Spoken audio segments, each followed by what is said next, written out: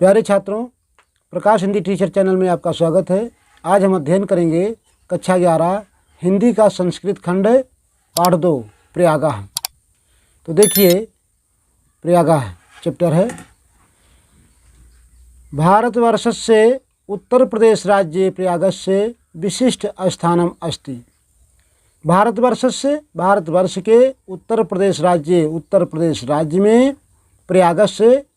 प्रयाग का विशिष्ट स्थानम अस्ति, विशेष महत्वपूर्ण स्थान है। या इस तरीके से कह दें, भारतवर्ष के उत्तर प्रदेश राज्य में प्रयाग का विशेष स्थान है। अत्र ब्राह्मणा प्राकृष्टयाग कारणात् अस्य नाम प्रयागः अभवत्। अत्र ब्राह्मणा, यहाँ ब्राह्मणा मतलब ब्रह्मा ने, प्रकृष्ट याग कारणात्, प्रकृष्ट माने विशेष, याग माने यज्ञ, कारणात् करने से, अस्य नाम प्रयागः अभवत्, इसका नाम प्रयाग हुआ। यहाँ ब्रह्मा ने विशेष यज्ञ किया, इसलिए इस स्थान का नाम प्रयाग हुआ।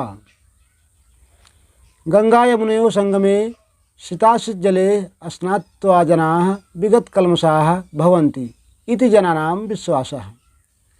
गंगा यमुनयोः, गंगा यमुना के संगमे, संगम पर, शीताशित जले, शीत मने श्वेत और अशित मने काले, यानी श्याम और श्वेत जल में, स्नात्वा मने स्नान करके, जना होने लोग, विगत कल्मषाः भवन्ति, पापों से जो है रहित हो जाते हैं। इति जनानां विश्वासः, ऐसा लोगों का विश्वास है। गंगा यमुनयोः संगमे शीताशित जले स्नात्वा जनाः विगत कल्मषाः भवन्ति इति जनानां विश्वासः। गंगा यमुना के संगम पर श्वेत और श्याम जल में स्नान करके लोग पुराने पापों से या विगत बीते दिनों में किए गए पापों से रहित हो जाते हैं, ऐसा लोगों का विश्वास है। अमायां पौर्णमास्यां संक्रांतौ च स्नानार्थिनाम् अत्र महान् सम्मर्दः भवति। अमायां, अमावस्या, पौर्णमास्यां माने पौर्णमासी को, पूर्णमासी जिसे कहते हैं, संक्रांतौ च, और संक्रांति के अवसर पर, स्नानार्थिनाम, अत्र स्नानार्थियों का, स्नान करने वालों का, अत्र माने यहाँ, महान सम्मर्दः भवति, महान भीड़ होती है। अमावस्या, पूर्णमासी और संक्रांति के अवसर पर स्नान करने वालों की यहाँ महान भीड़ होती है। प्रति वर्ष मकरम गते सूर्ये माघ मासे तु अनेक लक्षाः जनाः अत्र आयन्ति।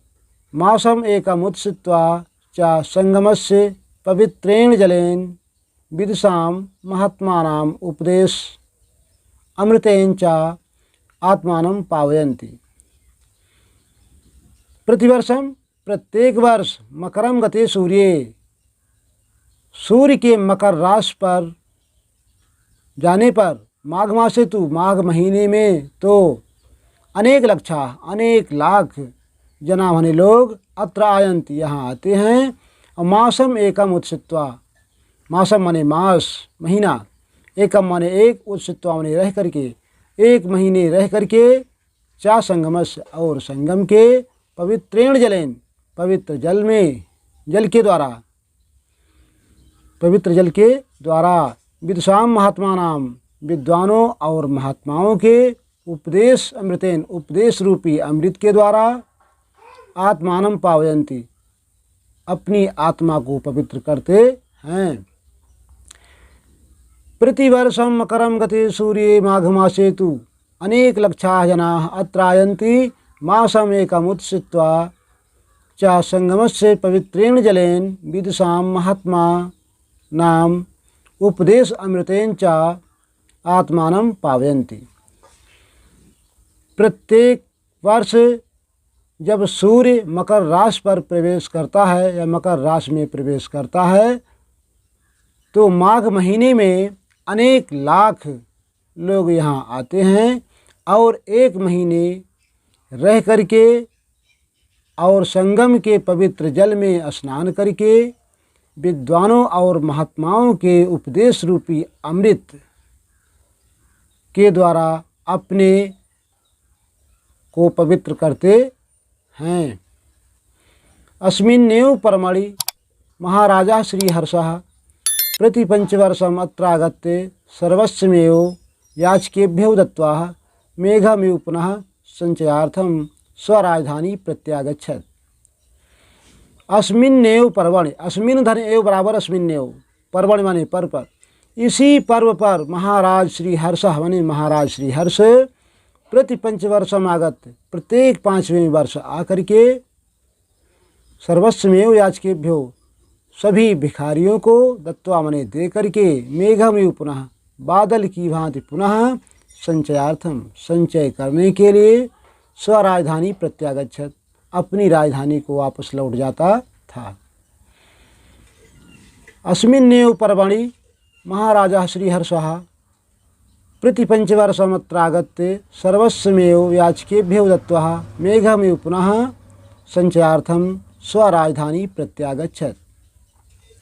इसी पर्व पर महाराज श्रीहर्ष प्रत्येक 5वें वर्ष यहाँ आकर के सभी भिखारियों को अपनी दौलत दे करके बादल की भांति पुनः धन संचय करने के लिए अपनी राजधानी को वापस लौट जाता था। बादल कैसे जो है संचय करते हैं?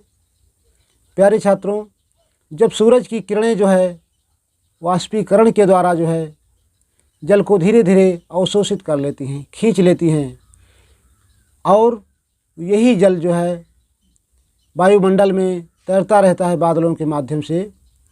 जब दोनों हवाओं का टकराव होता है तो वही जल वृष्टि के रूप में पुनः आ जाता है।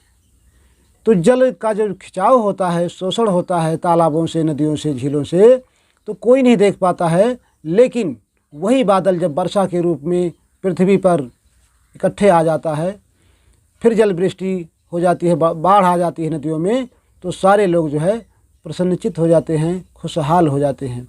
तो उसी प्रकार से थोड़ा थोड़ा करके टैक्स के माध्यम से ये राजा श्री हर्ष भी जो है अपनी प्रजा से धन वसूल करता था और ला करके इकट्ठा जो है प्रयाग में भिखारियों को दान दे देता था।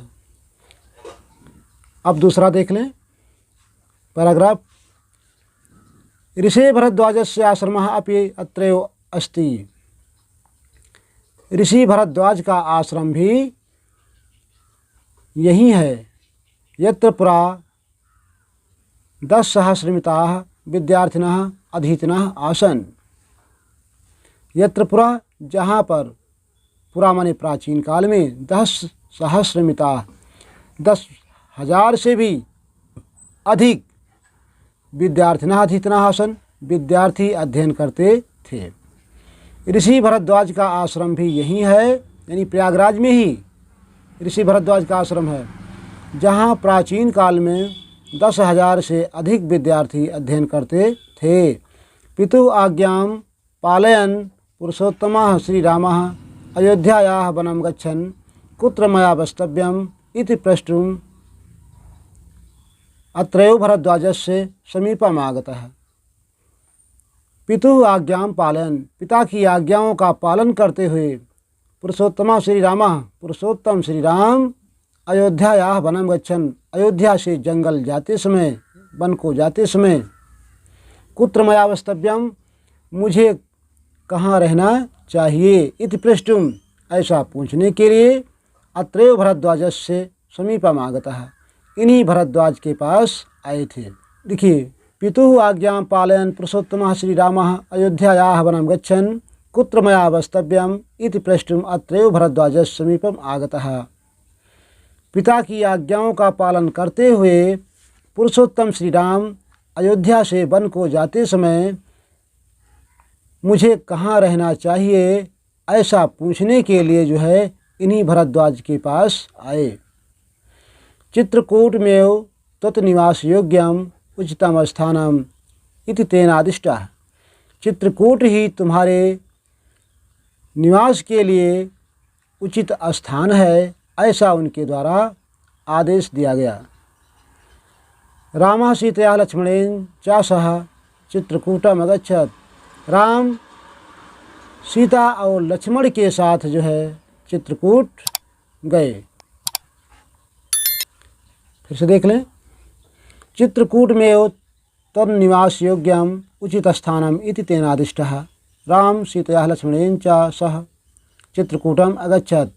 चित्रकूट ही तुम्हारे निवास के लिए उपयुक्त स्थान है, ऐसा उनके द्वारा आदेश दिया गया। इन्हीं भरद्वाज के द्वारा आदेश दिया गया कि चित्रकूट ही आपके निवास के लिए उपयुक्त स्थान है। राम सीता और लक्ष्मण के साथ चित्रकूट गए।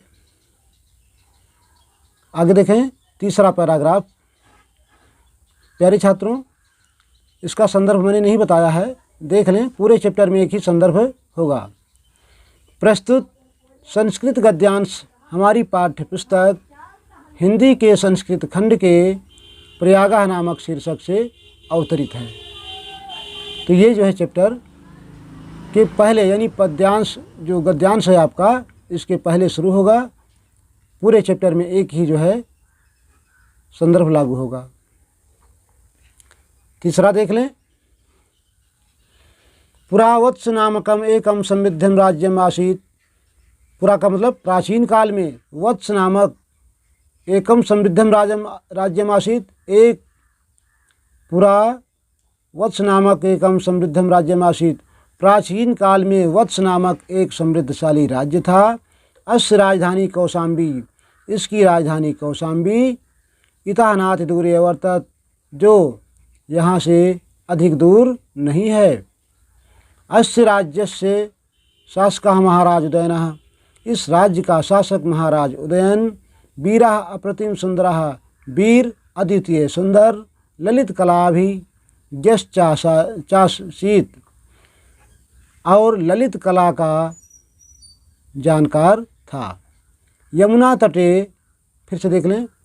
पुरा वत्स नामकम एकम समृद्धम राज्यम आसीत। प्राचीन काल में वत्स नामक एक समृद्धशाली राज्य था। अस्य राजधानी कौशाम्बी तः नाति दूरे अवर्तत, इसकी राजधानी कौशाम्बी यहाँ से अधिक दूर नहीं है। अस्य राज्यस्य शासकः महाराज उदयनः। वीरः अप्रतिम सुंदरः, ललित कलाभिज्ञश्चासीत्। इस राज्य का शासक महाराज उदयन वीर, अद्वितीय सुंदर और ललित कला का ज्ञाता था।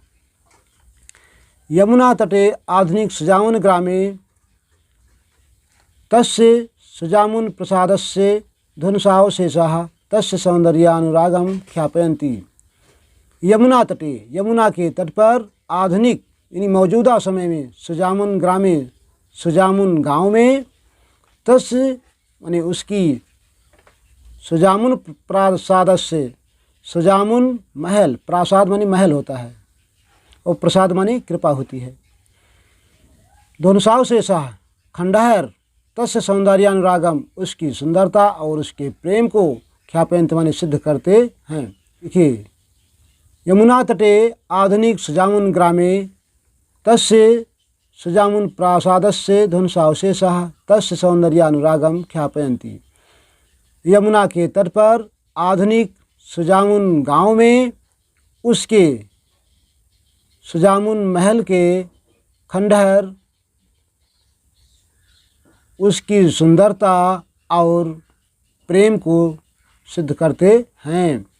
प्रियदर्शी सम्राट अशोकः कौशाम्ब्याम एव स्वशिलालेखम अकारयत्। योधनः कौशाम्ब्याः आनीय प्रयागस्य दुर्गे सुरक्षिताः।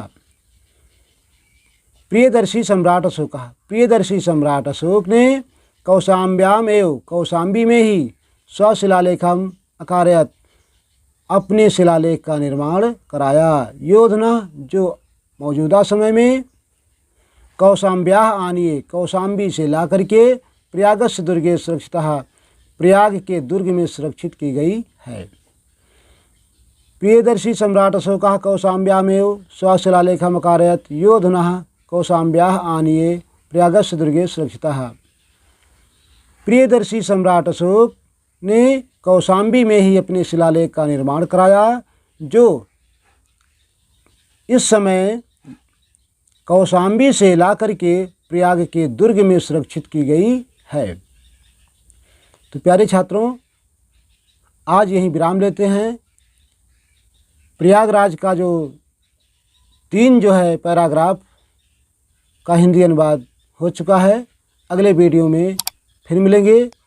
तब तक के लिए जय हिंद, जय भारत।